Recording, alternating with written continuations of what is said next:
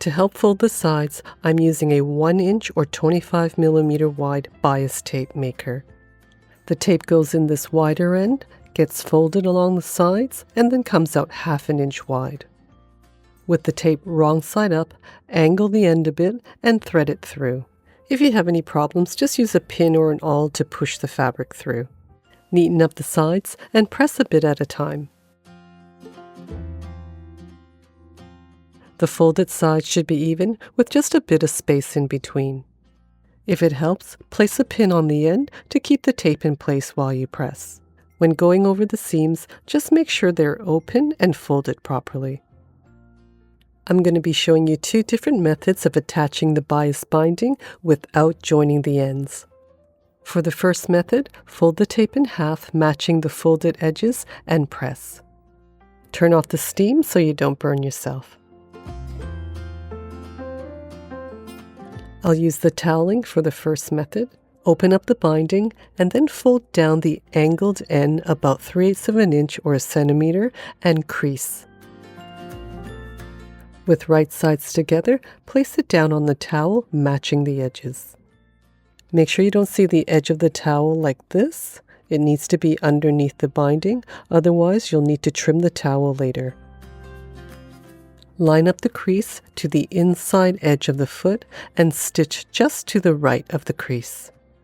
There's no need to back tack. Stretch the bias tape just a little as you match the curved edge. Just slowly work with a couple of inches at a time. Again, your stitching should be just beside that crease line. If you have one, you can use a magnetic seam guide. Just place it down on a bit of an angle. When you get close to the end, overlap the bias tape until it's about 1/2 inch past that corner, and then cut. Continue stitching just past the end of the bias tape, trim that corner from the edge, and then flip the towel over to the other side. Carefully fold over both layers together so that you have a nice smooth edge. Fold the binding around the towel. Make sure that folded edge is placed right along the stitch line and clip in place. If you need to, clip all around. Starting just before the join, have the folded edge of the tape in line with the inside edge of your presser foot and edge stitch all around, back tacking at the start and finish.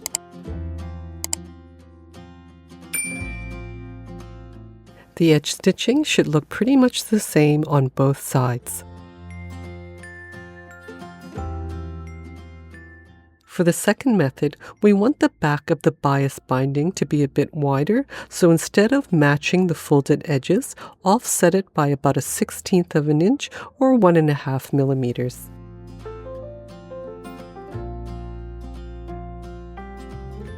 I'm using the thinner fabric for the second method.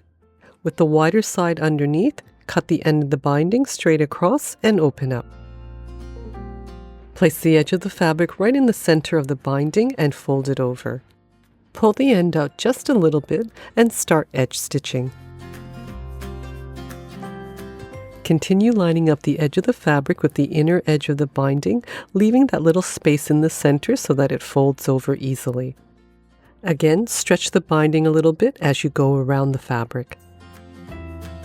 Because the back is wider, you'll be sure to catch the underside of the binding. When you're close to the end, trim away the start of the binding in line with the towel. Measure down about 1 inch from that cut and then cut your binding. Fold the end over and just pinch in the center a bit. Continue edge stitching to the end, making sure to cover the edges of the binding underneath and to catch the back of the binding, then back tack to finish.